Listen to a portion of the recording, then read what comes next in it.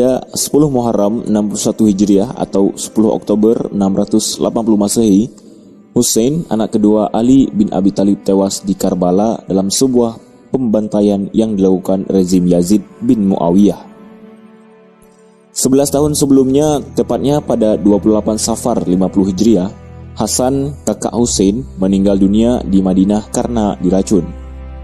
Pungkas hayat kakak beradik cucu kesayangan Rasulullah ini tak lepas dari pusaran pertikaian dalam dunia Islam setelah Nabi Muhammad dan 3 khalifah meninggal dunia.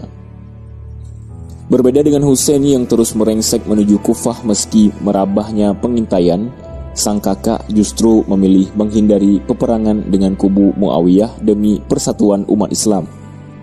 Para sejarawan menilai sikap Hasan yang lebih lunak daripada Hussein adalah pengejawantahan dari sabda Rasulullah yang berdoa kepada Allah agar cucunya tersebut menjadi orang yang mendamaikan dua golongan kaum muslimin.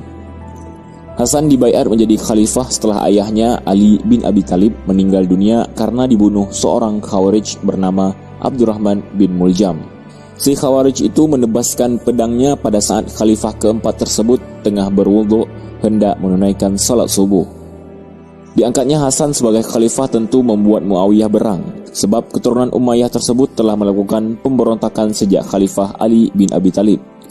Ia berambisi menduduki puncak pimpinan kaum muslimin. Namun sebelum lanjut ceritanya, jangan lupa untuk like, klik tombol subscribe dan aktifkan tombol loncengnya untuk mendapatkan pengetahuan seputar agama Islam dan juga bagikan kepada orang lain agar menjadi sarana dakwah bagi kita semua. Sadar posisinya diincar Muawiyah yang berkedudukan di Damaskus, Syam, Hasan justru secara persuasif menulis surat kepada Muawiyah. Ia memilih tidak menyerbu kekuatan oposisi. Janganlah engkau terus-menerus terbenam di dalam kebatilan dan kesesatan. Bergabunglah dengan orang-orang yang telah menyatakan baiat kepadaku. Sebenarnya engkau telah mengetahui bahwa aku lebih berhak menempati kedudukan sebagai pemimpin umat Islam. Lindungilah dirimu dari siksa Allah dan tinggalkanlah perbuatan durhaka. Sudah cukup banyak darah mengalir yang harus kau pikul tanggung jawabnya di akhirat kelak. Nyatakanlah kesetiaanmu kepadaku dan janganlah engkau menuntut sesuatu yang bukan hakmu demi kerukunan dan persatuan umat Islam. Tulis Hasan seperti dikutip Al-Hamid Al-Husaini dalam Al-Husain bin Ali, pahlawan besar dan kehidupan Islam pada zamannya. Surat tersebut jelas menggambarkan Hasan sebagai orang yang lebih suka menghindari pertikaian dan pertumpahan darah. Ia juga menekankan pentingnya kerukunan dan persatuan umat Islam. Namun Muawiyah yang sudah makan asam geram dalam dunia politik serta telah mengorbankan peperangan demi posisi khalifah sejak zaman Ali, jelas menolak mentah-mentah permintaan Hasan. Jika aku yakin bahwa engkau lebih tepat menjadi pemimpin daripada diriku, dan jika aku yakin bahwa engkau sanggup menjalankan politik untuk memperkuat kaum muslimin dan melemahkan kekuatan musuh, tentu kedudukan khalifah akan kuserahkan padamu, balasnya. Jawaban tersebut jelas bukan yang diharapkan Hasan, apalagi tak lama setelah itu Muawiyah menyiapkan ribuan pasukan perang yang hendak ia bawa ke Kufah untuk menggempur kekuatan Hasan sebagai khalifah. Sebagai seorang pemimpin, Hasan lebih menyukai perdamaian. Tapi bukan berarti ia berdiam diri saat mendapat ancaman untuk mengudekannya. Ia kemudian mengumpulkan penduduk Kufah dan mengabarkan bahwa kotanya akan diserang pasukan Muawiyah yang bergerak dari Syam. Hasan memerintahkan kepada setiap lelaki Kufah yang mampu berperang untuk bersiap menghadapi ancaman tersebut. Sebuah dusun bernama Nukhailah dipilih Hasan sebagai markas pusat militer yang hendak melawan pasukan penyerbu dari Syam. Namun, sejarah mencatat bahwa penduduk Kufah memperlakukan Hasan sebagaimana mereka bersikap kepada ayahnya, Ali bin Abi Thalib, yang justru tak menghiraukan seruan pemimpin yang mereka baiat sendiri. Dalam kondisi seperti itu, tiba-tiba seseorang bangkit. Ia marah kepada penduduk Kufah, lalu berkata lantang, "Kalian tahu, aku adalah Adi bin Hatim. Alangkah buruknya sikap yang kalian perlihatkan kepada seorang pemimpin yang telah kalian pilih dan kalian baiat sendiri. Tidakkah kalian dapat membuka mulut menyambut ajakan pemimpin kalian sendiri, seorang cucu Rasulullah? Manakah para ahli pidato dari kabilah Mudhar yang terkenal berlidah tajam itu? Mengapa dalam keadaan seperti sekarang ini mereka bungkam? ucap Adi bin Hatim kepada penduduk Kufah yang tidak menyambut seruan Hasan. Adi bin Hatim adalah pemimpin suku At-Tai yang sejak dulu tinggal di Kufah dan terkenal sebagai orator ulung. Ia masuk Islam pada tahun 9 Hijriah dan menjadi salah satu sahabat Rasulullah SAW. Ucapan Anda sudah kudengar dan seruan Anda sudah kupahami. Dengan ini aku menyatakan ketaatan dan kesetiaan kepadamu. Demi Allah, mulai detik ini juga aku siap menjalankan perintah Anda, dan sekarang juga aku hendak berangkat ke Nukhailah, tempat pemusatan pasukan Anda, sambungnya. Setelah itu dengan menunggang unta ia berangkat ke Nukhailah sendirian. Di pemusatan pasukan tersebut ia mendirikan tenda sendiri sambil menunggu para pengikutnya dari kabilah At-Tai. Sebagai penduduk Kufah, terutama kaum laki-laki yang fisiknya kuat untuk berperang, akhirnya menyambut seruan Hasan. Sementara sebagian yang lain kembali ke rumah masing-masing. Hasan mengangkat Ubaidillah bin Abbas sebagai pemimpin pasukan. Kepadanya ia berkata, "Hai Ubaidillah, engkau kuberi kepercayaan memimpin 12.000 pasukan muslimin Arab yang terkenal gagah berani, berpengalaman dan gigih menghadapi pertempuran.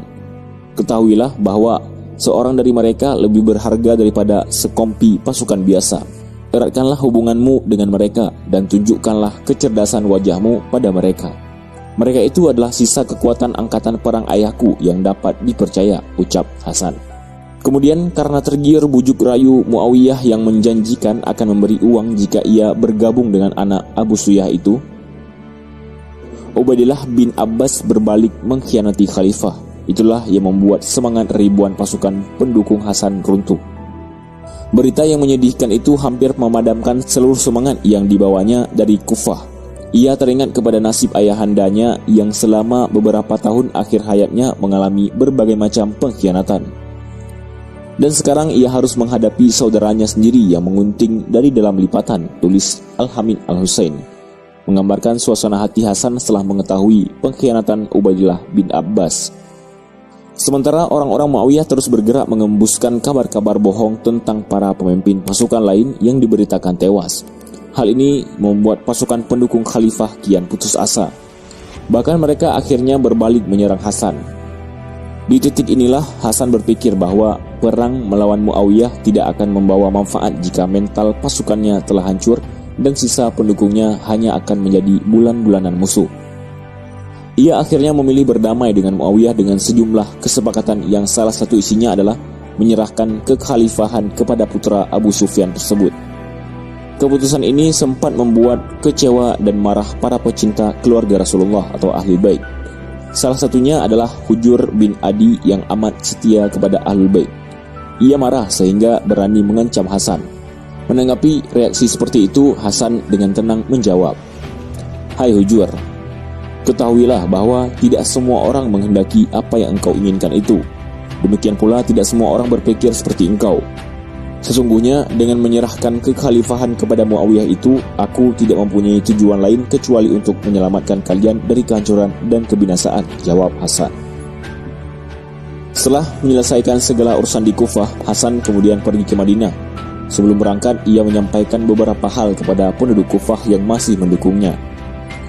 Hasan mengatakan bahwa Muawiyah telah merebut kekhalifahan yang menjadi haknya. Namun ia lebih mengutamakan perdamaian agar dua kubu kaum muslimin yang berseteru tidak lagi menumpahkan darah seperti masa-masa kebelakang saat sejumlah perang melumatkan jiwa-jiwa yang sejatinya bersaudara. Kedatangan Hasan di Madinah disambut gembira sekaligus sedih oleh penduduk kota tersebut. Mereka gembira sebab cucu Rasulullah kembali ke tanah tempat kakeknya mula-mula membangun peradaban. Tapi kesedihan pun menyeruak sebab kepemimpinan Islam tidak lagi berada di tangannya.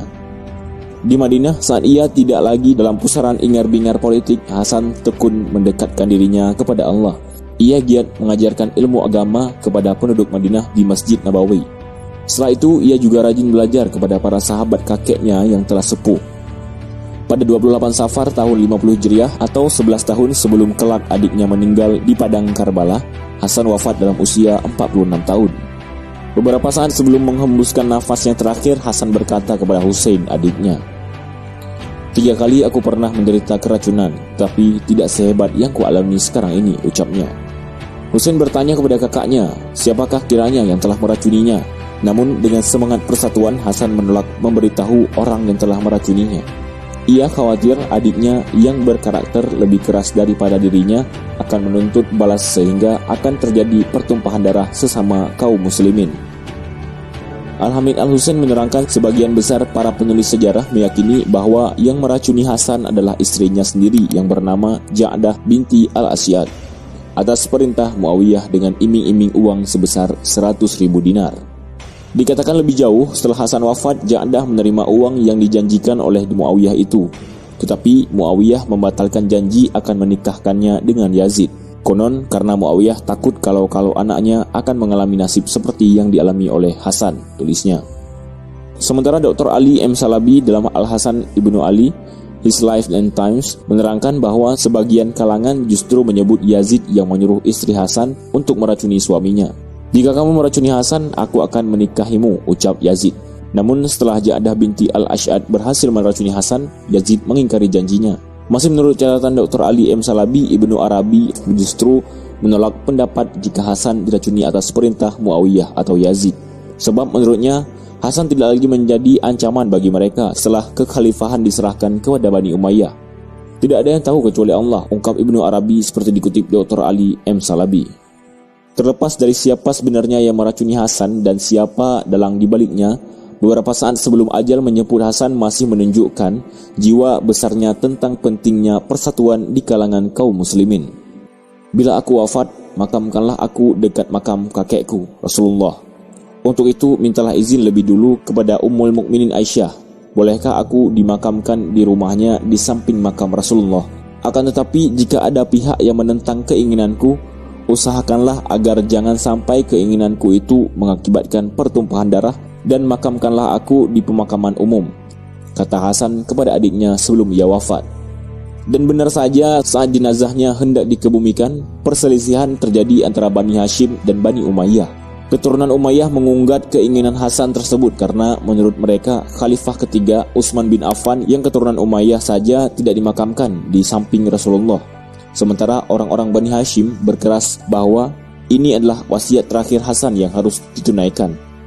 Di tengah ketegangan itu, Abu Hurairah, sahabat Rasulullah yang terkenal sebagai periwayat hadis, berhasil menengahi dua kubu yang berselisih.